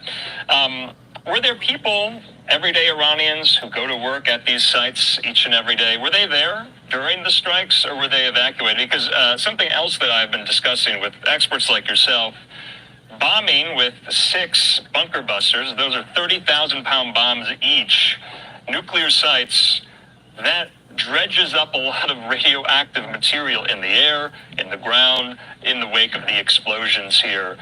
So are you looking at a potential kind of nuclear fallout from just the bombing of these sites in the air in Iran, on the ground in Iran? Do you think that's happening right now? From what we're hearing, it's not happening now, and there's no immediate reports on civilian casualties or casualties among those who are working at the facilities. But as far as we can tell, there's, again, this is too soon to tell, but the Iranians aren't reporting any nuclear fallout. I will say about your earlier comment about the critics of the strike, but perhaps this only delays Iran by a few years and that they will regroup eventually. But I think there's a benefit to distancing Iran as much as possible from possession of a nuclear weapon. This is a very dangerous regime. Prime Minister Netanyahu likes to call it the world's most dangerous regime. I think that's a question up for debate whether it is or it isn't, but it is a dangerous regime. It is a regime with a dangerous ideology, and we've seen the havoc that Iran can wreak without a nuclear weapon. Imagine what it could do if all of its militias and all of its regional destabilization had a nuclear umbrella behind it. So distancing this regime as much as possible from a weapon, even if it's 2 years, 3 years, 5 years, however much it is, that is a net benefit to the United States. It's a net benefit to Israel. It's a net benefit to the international community. I don't know what if what these critics have as an alternative. If Iran was indeed weeks or months away from a nuclear weapon, is it not better? I pose the question back to them: is it not better than to have them mere weeks and months away from a nuclear weapon, to have them 5 or 10 years away from a nuclear weapon? Okay, so David, you just made the case to the critics that I've been kind of following all throughout the last 2 weeks here. What if they don't buy those arguments? What is the alternative, to your point? Because the arguments of the critics are the United States does not need to enter into another foreign entanglement, a la the Iraq War, that this is not in U.S. national security interests. Of course, the president has said, no, it is. And he is kind of not really listening to some of those voices, even coming from within his own party here. So I think you expertly kind of made the case. But if one of those critics was on with us right now, I mean, how would you respond? What would your retort be to them? I would say they don't understand the nature of the Iranian regime. Yes, they view this in kind of an immediate term threat assessment, where in the more immediate term, yes, the Iranians are a bigger threat to the state of Israel. Israel is the only country that Iran has slated for destruction, but at the same time, let's understand the reason for Iran's enmity towards Israel. It's not, I often like to say, it's not that they hate us, the United States, because we support Israel. They hate Israel because it's an extension of the United States. And don't listen to David Daoud saying this. Listen to Hezbollah, which is an Iranian asset, saying this. I'm an expert on Hezbollah. This is what I know best. They keep calling Israel a forward military base and a tool of the United States. The narrative, even on the 2006 Israel-Hezbollah war, is that Israel did not want to enter that war at the time, and the United States pushed it, a reluctant Israel, to enter that war in order to create a new Middle East. The way they view the world is that the United States is to quote Hezbollah, the head of corruption, the font of corruption, and everything flows from that, including Israel's military might. And the way that the Iranian regime views itself is that it is in this clash of civilizations, this Huntingtonian clash of civilizations with the West, which is primarily led by the United States, and it is their job, in order to push their view, their worldview, to weaken us in any way, shape, or form. So maybe they're not threatening us directly now, in the sense that the way they're ballistic missiles falling on Israel. But there is a broader threat, and there's a broader attempt by the Iranian regime and like-minded regimes to weaken the United States. And in doing so, that will threaten our way of life here in the United States. Again, it doesn't have to happen in a year or two, but over the long run, that is their intention. So setting this regime back, and then that's a separate question. I think mixing this up with an Iraq situation, you don't necessarily have to invade Iran and destroy the regime and engage in democracy building in order to prevent this regime from continuing to constitute a threat, both to its surroundings and, in the broader sense, to the United States and its interests. David, lastly, though, what about the Iranian people? There's been this, some would call kind of logical fallacy and maybe naivete going on, that in the wake of all of this, there would be this kind of organic, coming up of the Iranian people, that they would, pursue their self-determination now that, Israel has somewhat liberated them from the jackboot of the theocratic mullahs here. You haven't seen that. Are people naive to the fact that that's actually going to happen? What does your everyday Iranian think about what's going on? Do they like the regime? Do they want the regime gone? Is this positive good news of what the United States did today, or no? Look, I think it's a complicated question. Look, when we've spoken about this, when it comes to Lebanon, I've always said it's hard to say what the Lebanese streets' opinion is. And I would say, I'm not an expert on Iran. I don't follow Iran very closely, or as closely as I do Lebanon, but I will say every side in the discussion over whether the Iranian regime has popular support or not has an interest in playing up their side. So the Iranian opposition to the regime has an interest in saying that we are the majority, we represent the Iranian people and the will of the Iranian people, and so does the Iranian regime.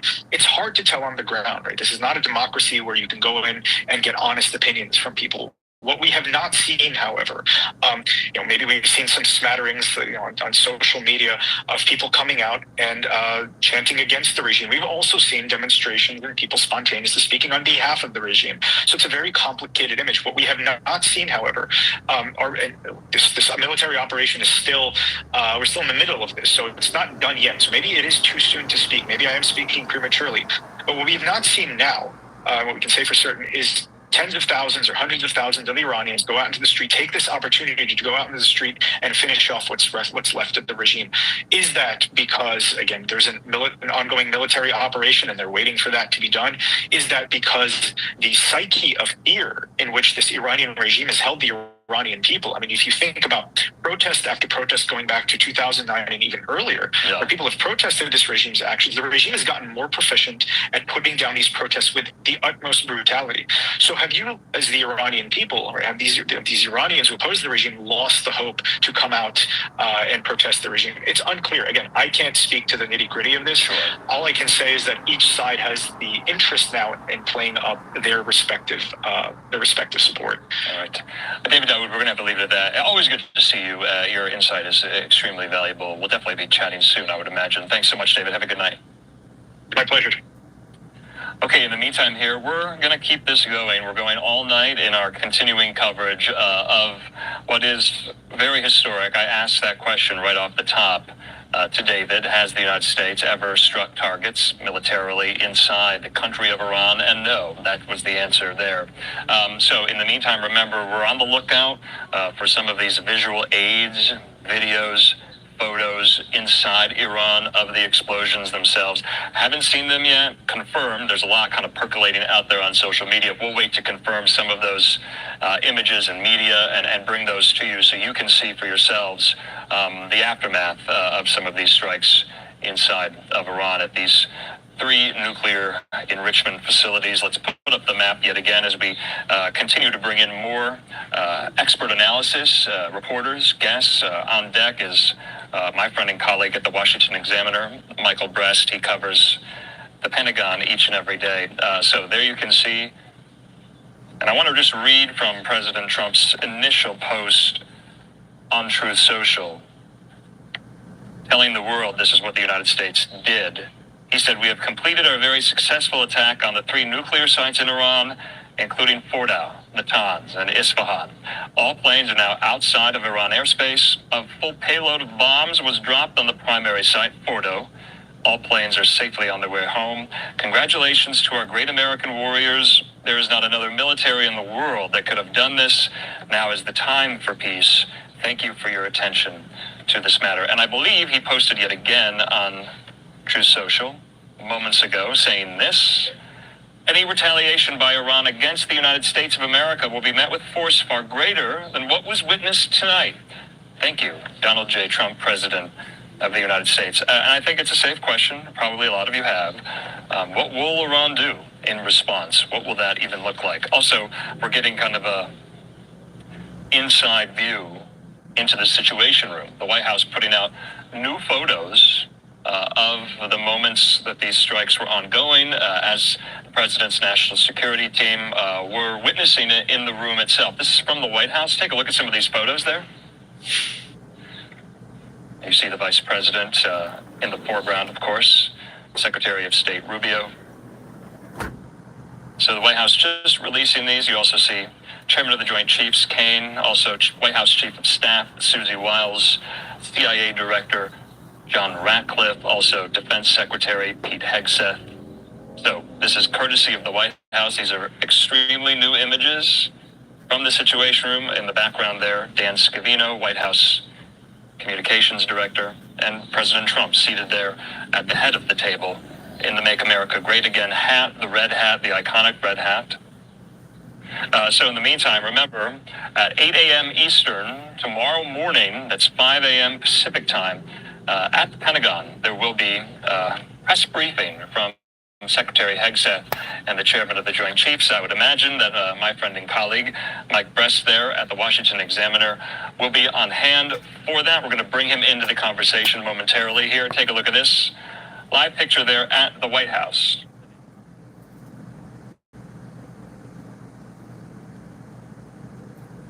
So in the meantime, like I said, Mike Brest, he is on standby. He joins me. Mike, so good of you to be with us. I know it's late there in Washington. I would imagine, like I said, you're going to be at the press conference very early tomorrow morning, so we'll keep this short. What question would you ask, will you ask, if you get the chance, to Secretary Hegseth and the chairman of the Joint Chiefs? So I think on a very basic level, there are questions that need answering in terms of confirmation, what troops were involved in the mission, what exactly were their targets. We're still a little early in terms of battle damage assessments, but any initial reads on just sort of how successful the mission was. And then to look forward, a question that I'm wondering is how exactly have they gone about preparing U.S. bases in the region should they come under attack from Iran in retaliation?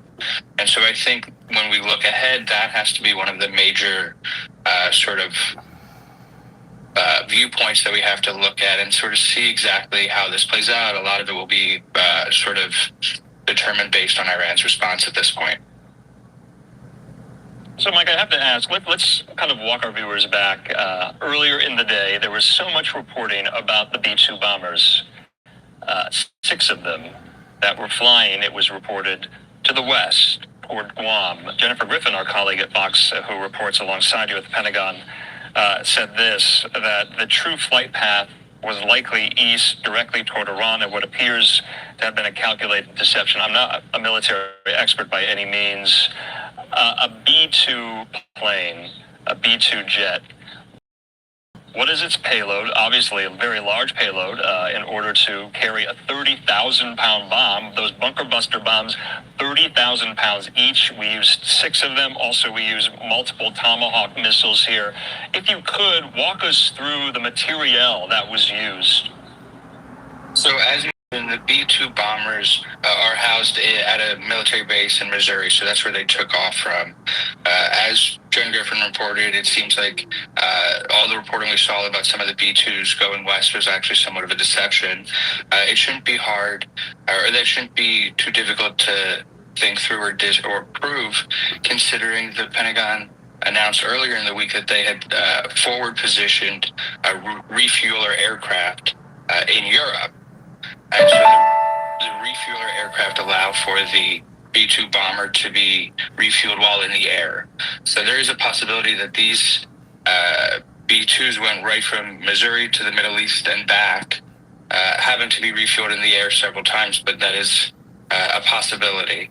And then, as you mentioned, these bombers carry, or in this instance, we've been told carried the 30,000.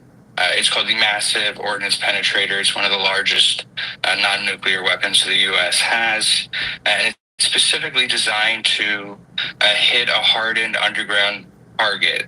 So that's exactly why they were using it to hit the nuclear facilities in Iran that were underground. So, Mike, you remember that some of the debate throughout the last week was, especially in U.S. defense circles, even within the White House, it was reported that Trump and others, they weren't so sure that the bunker buster bombs could do the job. Has that been disabused as of tonight, according to the president? The president is saying that nuclear weapons, the nuclear program of Iran has been completely obliterated. So all the worry that the bunker busters might not do the job, was that much ado about nothing or no? Well, so I think it's a little too early to tell exactly, because the president sort of gave an overall assessment of the operation, but we don't know any of the specifics. We haven't seen or heard about the destruction that was actually caused.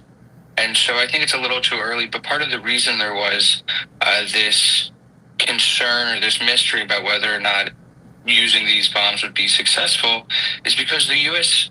Air Force has never gone on record saying they've ever used it before.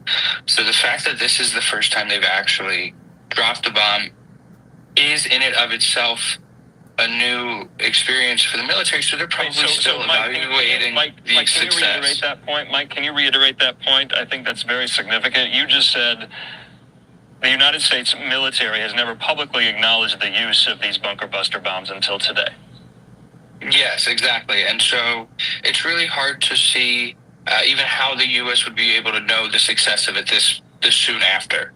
Okay. And so I'm sure in the days and weeks ahead, and I'm sure the Secretary and Chairman of the Joint Chiefs of Staff will probably give some level of an update tomorrow, but it could be several days, if not a couple of weeks, before we get a full understanding of how successful these massive ordnance penetrator bombs were. And I'm sure a lot of that information will be classified, and we'll find out from the unclassified details that emerge. All right, let's talk about what other questions you might ask. Of course, we're going to be showing the press conference in full tomorrow live. What else do you want to know? What does Secretary Hegseth and the Chairman of the Joint Chiefs need to first explain? How they did this, how it was carried out, how it was executed, the help. What else do you want to know? I think there are a lot of questions in terms of how long has this been in the planning? There's been some disagreement about the assessment on how close Iran was to actually getting a nuclear weapon. I think these are questions that the Pentagon should discuss, in part because they haven't been briefing reporters or haven't held a briefing in the last week since this war got underway. So there are a lot of questions. I would love to ask questions about the U.S.'s involvement in the defense of Israel. We've heard from sources within the building that they were involved in intercepting Israeli missiles, or Iranian missiles heading for Israel, but we don't know how many. We don't know how successful the U.S. was in their efforts. And so there's a lot that the Pentagon will be asked about because they haven't briefed since Israel and Iran went to war a week and a half ago now. Now, they haven't only just not briefed since then. From what I understand, there's only been, because we would air it in its entirety here on Live Now, there's only been one full Pentagon press briefing in the briefing room since President Trump took office the second time in January. Do I have that right? That is correct. So the first briefing was right after the Houthi bombing campaign began a couple months ago. And so that was with the head of, or the chief spokesman of the Pentagon, Sean Parnell. Secretary Hegseth has not been in the Pentagon briefing room to take questions from reporters, so this will actually be our first time getting the opportunity to ask him some questions. Okay, I just wanted to note that point because obviously we get near daily White House press briefings, we get near daily State Department briefings. The Pentagon is, somewhat different, and you correct me if I'm wrong here. You cover the Pentagon each and every day. That is unusual and unorthodox, compared with previous presidential administrations, right? It is. The current administration has taken a very different tact as it relates to how it tries to relay information to the American people. Okay, Mike, always glad to have you on. I know it's late there in Washington, and I'm sure we'll be speaking in the next couple of days. Thanks so much, Mike. Thank you. Okay, in the meantime here, we are approaching a new hour. It's almost 8 o'clock here on the West Coast, almost 11 p.m. there in Washington. And so at the top of the hour, we're going to take the opportunity to let you listen to the very brief statement President Trump made there in the White House. Standing behind him, of course, was the Vice President, the Secretary of State, and also the Secretary of Defense. After that, in addition, we also have a video message from the Israeli Prime Minister Benjamin Netanyahu thanking the Trump administration. We're also getting more and more reaction from world leaders as well on social media, including from the UN Secretary General Antonio Guterres. We'll have that for you. We're also on the lookout for more and more of these statements from world leaders. We've gotten a lot of congressional reaction. We'll kind of go through that as well here from the relevant committees. Remember, it was reported, courtesy of our colleague Chad Pergram there on Capitol Hill, that the Trump White House did give congressional leaders a heads up on this and also gave Israel a heads up on this too. So stay tuned. Like I said, I'm Andrew Kraft. We are going throughout the evening nonstop here with continuing coverage of a historic first, June 21st. Remember this day, 2025. The United States striking targets inside Iran militarily for the first time. 8 o'clock here on the dot. In the meantime, though, like I said, let's re-rack it for you in case you haven't seen it just yet. This was the statement from President Trump now about an hour ago. Thank you very much. A short time ago, the U.S. military carried out massive precision strikes on the 3 key nuclear facilities in the Iranian regime, Fordo, Natanz, and Esfahan. Everybody heard those names for years as they built this horribly destructive enterprise. Our objective was the destruction of Iran's nuclear enrichment capacity and a stop to the nuclear threat posed by the world's #1 state sponsor of terror.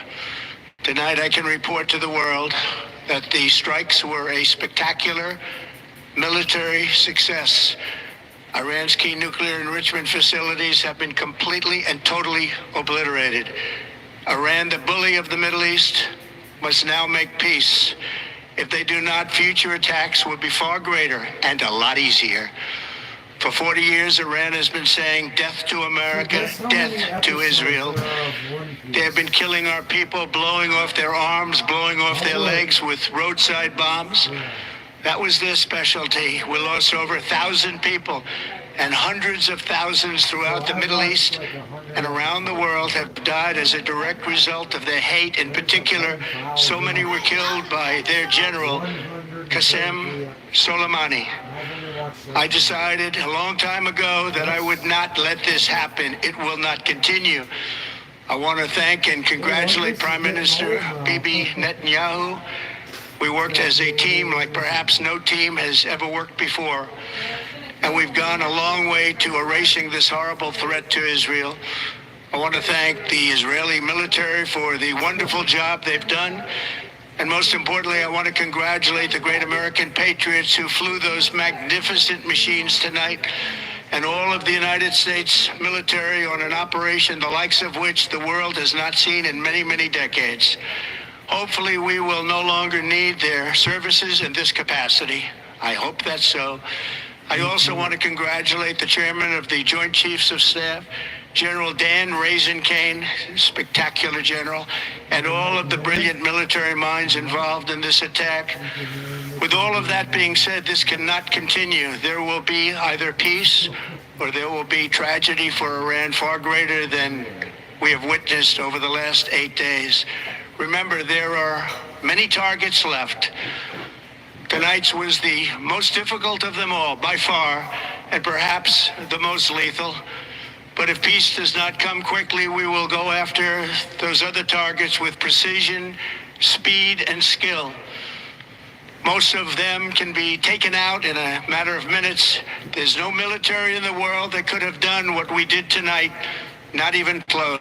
There has never been a military that could do what took place just a little while ago. Tomorrow, General Kane, Secretary of Defense, Pete Hegseth will have a press conference at 8 a.m. at the Pentagon. And I want to just thank everybody, and in particular, God. I want to just say, we love you, God, and we love our great military. Protect them. God bless the Middle East. God bless Israel, and God bless America. Thank you very much. Thank you. All right, that was the brief message there from President Trump at the White House now about an hour ago, in case you might have missed it there live. In the meantime, Israeli Prime Minister Benjamin Netanyahu thanking the president for these actions just tonight. He put this video message online. Let's watch. Congratulations, President Trump. Your bold decision to target Iran's nuclear facilities with the awesome and righteous might of the United States will change history. In Operation Rising Lion, Israel has done truly amazing things. But in tonight's action against Iran's nuclear facilities, America has been truly unsurpassed. It has done what no other country on earth could do. History will record that President Trump acted to deny the world's most dangerous regime the world's most dangerous weapons. His leadership today has created a pivot of history that can help lead the Middle East and beyond to a future of prosperity and peace. President Trump and I often say, peace through strength. First comes strength, then comes peace. And tonight, President Trump and the United States acted with a lot of strength. President Trump, I thank you. The people of Israel thank you. The forces of civilization thank you. God bless America. God bless Israel. And may God bless our unshakable alliance, our unbreakable faith. Okay, there, Bibi Netanyahu with that message. We're also garnering reaction as well from many world leaders, including there at the United Nations, the Secretary General Antonio Guterres, with this message. He says this: I'm gravely alarmed by the use of force by the United States against Iran today, saying this is a dangerous escalation in a region already on the edge and a direct threat to international peace and security. There is a growing risk that this conflict could rapidly get out of control with catastrophic consequences for civilians, the region, and the world. He says, I call on member states to de-escalate and to uphold their obligations under the UN Charter and other rules of international law. At this perilous hour, it is critical to avoid a spiral of chaos. There is no military solution. The only path forward is diplomacy. The only hope is peace. Coming there, the message from the United Nations. So I would imagine that come next week, the UN Security Council will convene, maybe on an emergency basis, to discuss this. It was a key focal point of our coverage on Friday. You heard from the Israeli ambassador. You heard from the Iranian ambassador there at the Security Council. In the meantime, speaking of New York City, remember, we're garnering reaction as well from local and state elected leaders here stateside. We're hearing from the NYPD. Take a look at this. They say this: that we're tracking the situation unfolding in Iran. Out of an abundance of caution, we're deploying additional resources to religious, cultural, and diplomatic sites across New York City and coordinating with our federal partners. We'll continue to monitor for any potential impact to New York City. Also, live picture there in Los Angeles, over the airport there at LAX. We are hearing from California Governor Gavin Newsom. Take a look at this. He says, following the president's action in Iran, California's State Threat Assessment Center is actively monitoring for any potential impacts in California. He says, while there are no specific or credible counter threats we are aware of at this time, we urge everyone to stay vigilant and to report anything they may see. So the message coming from California Governor Gavin Newsom, kind of a coast-to-coast reaction there. In the meantime, though, we do want to continue with so many of our experts, analysts, reporters who really cover this each and every day. It's their job, the Middle East, including my friend now, their political scientist at UCLA, Benjamin Rad. He joins me. Benjamin, good to see you here. You and I were speaking, I believe, on Friday, and now here we are. Your initial reaction, how momentous of an occasion is this, not just for the United States, not just for kind of the Middle East? Is this a watershed moment? Would you characterize it as thus? Absolutely. I mean, I'm still trying to catch my breath of the events of the last few hours. Iran, the Islamic Republic of Iran, since 1979 when it was conceived, has been a foil in the foreign policy objectives and in the stability of the Middle East for the United States and for other regional allies and global allies for a very long time now. And this is a monumental shift in what that dynamic is going to look like.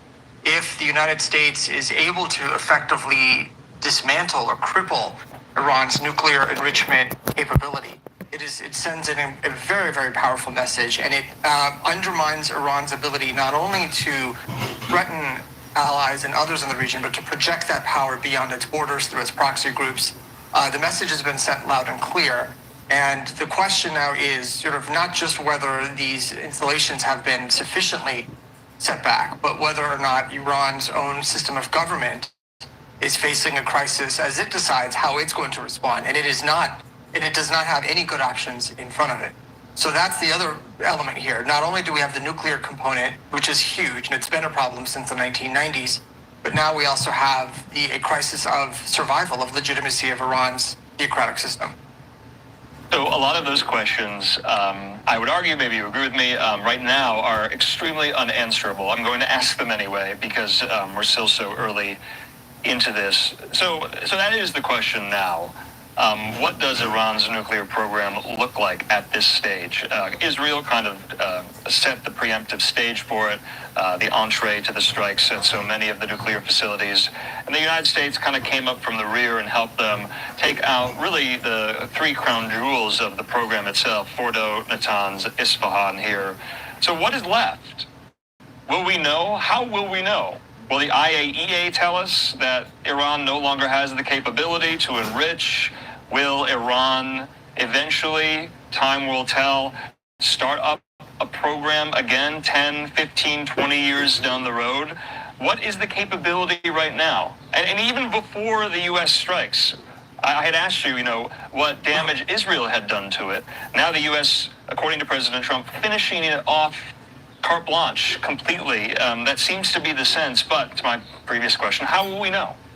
Yeah, and so the Iranian officials indicated on social media and in reports a few hours ago that they spent the last 7 days moving highly enriched uranium components and materials out of these facilities and into other secure areas. Now, again, they could be bluffing. We don't know if this is the case. But let's assume that Iran managed to get something out. Let's assume that, and let's also go on the assumption that most of these facilities have been destroyed permanently, if not indefinitely. What remains is Iran's know-how, is the knowledge that its chief nuclear scientists possess, those who are still alive, and there's probably a good number that are alive.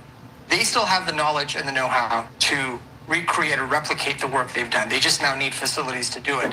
So to know effectively what's happened to Iran's nuclear weapons program requires either the IAEA getting access to the existing facilities without any restrictions. That's one option. The other option is to basically have Iran say, okay, we hear this now. We are willing to abandon nuclear enrichment as a whole, or to outsource it to other countries, which was the deal that the United States had offered earlier this month that was rejected.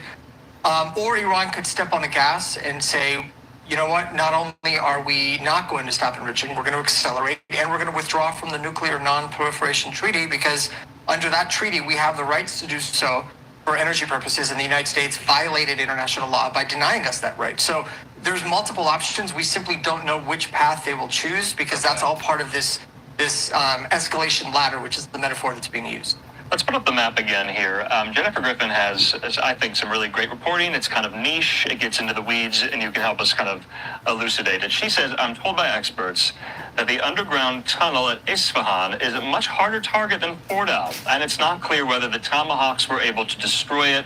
A source says to her, there's no way they got in that tunnel. It's deeper than the calm and harder rock, according to a well-placed She reports IAEA inspectors reported multiple times it was used for storage of UF6. Now, UF6 was one of the large precursor materials to make enriched uranium, but there was no enrichment going on inside of that mountain. She says it's important that the UF6, which is uranium hexafluoride, be accounted for and eventually removed.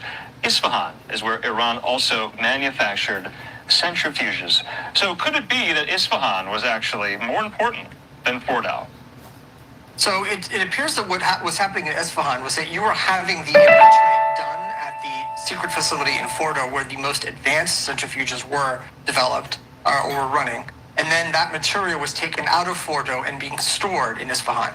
So you have production in Fordo, you have storage and maintenance and possibly conversion to, putting onto a warhead, that type of development happening in Isfahan. So two different facilities doing two different things. Now, if whether or not you can destroy Isfahan, one can with the proper munitions, basically cripple access to it. So maybe the facility still stands, maybe the tunnels, maybe bunkers, maybe a huge size, depots, maybe halls, whatever facilities are still intact. But access to them, which requires, a tunnel entrance above ground, those can be crippled. Those can be eliminated or denied or compromised. You can re-access them, you can rebuild them, but there'll be satellites watching all of this happen to see if there's any more activity there. So again, we don't know for certain until we have either visual satellite intelligence or on the ground human intelligence verifying one way or the other. This is all speculation. So obviously, within 2 weeks, didn't mean a full 2 weeks. It meant within 2 days. So I thought that was somewhat telling and prescient, since we were talking about, kind of parsing the language of, what did the president mean saying he needed 2 weeks' time to think. Remember, the Wall Street Journal earlier this week had reported that he had already made up his mind, and he was off to Bedminster, New Jersey yesterday, came back to the Situation Room just today, and we have some pictures put out by the White House here. Benjamin, just lastly, I wanted to ask, was Iran caught off guard? Or did they know or think that this was coming? Were they completely surprised? Nothing indicated that they were prepared for this. We didn't see any massive movement. At least nothing we were able to detect. There's no intelligence that came out that said Iran was prepping for this. And I think very much they were caught off guard. I think they were willing to accept that maybe not 2 weeks, but it definitely would last for longer than 2 days. We know that there are attempts at diplomacy with Europeans. And reports came out that even Turkey had offered to help. Maybe they were waiting to see where that was going to go. It was going to be revisited. So I think that this very quick 48 hours came as a shock to them. All right, Benjamin Rad there, as always, can't thank you enough. I guess I have to ask this. I know I always say lastly, but I always think of another question. What are you looking for going into the week now? Will there be retaliation? That's what I'm looking for. And I would imagine Americans are probably asking themselves the same thing here. It was also reported in Axios yesterday, I believe, that there was some type of brokering, at least attempted, with Turkey as an intermediary between the United States and Iran. It was reported President Trump was thinking that he wanted to meet directly with Iranian officials, but the Ayatollah could not be reached. Erdogan of Turkey was kind of brokering all of this. And then, all for naught, it didn't go anywhere here. Can you envision some type of meeting or summit between U.S. officials, high-ranking, not Steve Witkoff, but the Secretary of Defense, Secretary of State, President himself, with Iranian officials? Is that on the table, you think, or no, after this? So if it's one thing that officials of any high rank, especially president or cabinet level secretary, doesn't want to do is he or she doesn't want to engage in a meeting or a summit where they know ahead of time a deal is unlikely. It looks bad for them. And so in this instance, we know where Iran's red lines were. They haven't signaled otherwise. Their red lines have been, they insist on maintaining a peaceful enrichment program. And that they were not going to compromise on. Unless they indicated through back channels they were willing to yield on that. And to do so would be a 180. And they'd have to account for that with their own public. It's difficult to see why or how those high-level officials would meet. Now, it's tempting, and I think the offer from the president was genuine, but I'm not sure if at the end of the day it would have materialized for other reasons, and that being one of them. I simply don't see a deal under the conditions that each side wanted happening. All right, Benjamin Rad, always good to see you, and thank you so much for providing such great insight, especially this late at night. Benjamin, we'll talk soon. Thank you. Okay, in the meantime here, I think it's safe to kind of reset, catch our breath as we continue this breaking news coverage. I'm Andrew Kraft. Thank you for being with us. Thank you to my colleague, Austin Westfall. He was on when it happened, and we're continuing right through of this momentous, historic occasion there, not only here, stateside, but also in the Middle East here. We have live pictures there on Capitol Hill, also at the White House as well. We've heard from President Trump multiple times. They have issued photos in the Situation Room of when this all was going down. And if we could put up the most recent post on Truth Social, in case you haven't seen it just yet, I'm going to read it to you. So this is what the president says.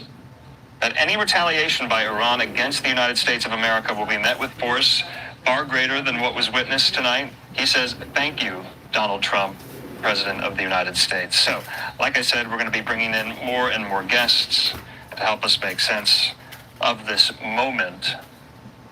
We're also going to be garnering reaction from lawmakers on Capitol Hill. Let's go back to Capitol Hill. There are some critics of this move coming from Democrats who have said that the president needed congressional authorization for this under the War Powers Resolution, i.e. a vote of Congress to authorize these strikes. That did not happen, of course, you know that. So we'll be highlighting some of those. So like I said, we do want to bring into the conversation right now folks there at the Atlantic Council, including Jonathan Panikoff. He joins me. Jonathan, thanks for being with us. I know it's very late, but we have to get to so many of my questions. I know you have a lot of questions here. Jonathan, I think it's safe to say, maybe let's take stock of what has transpired over the last 12 months in the Middle East. I'm thinking of last July, late July, when Ismail Haniyeh went to Tehran for the funeral of the previous Iranian president, and he was assassinated there in Tehran at the guest house. And then fast forward to last fall, when Israel was taking out Hezbollah targets left and right, including the leader, the cleric Hassan Nasrallah, and lest we forget also the extraordinary pager and walkie-talkie operation, really decimating Hezbollah and its ranks. They've taken the fight to the Houthis throughout the course of this since, October 8th, 2023. And then, of course,